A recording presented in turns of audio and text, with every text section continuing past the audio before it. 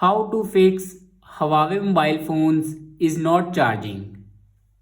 So let's start the video. First of all, check your charger and cable will work properly or not.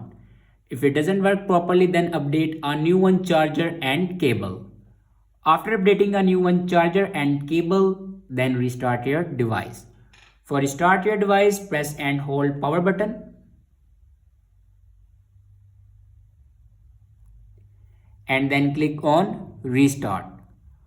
After start your device, then open settings and scroll down in last and click on system and updates and then click on software update. Now here you can check your latest version will be updated or not. If it doesn't update to latest version, then update it to latest version. After that, your problem will be fixed.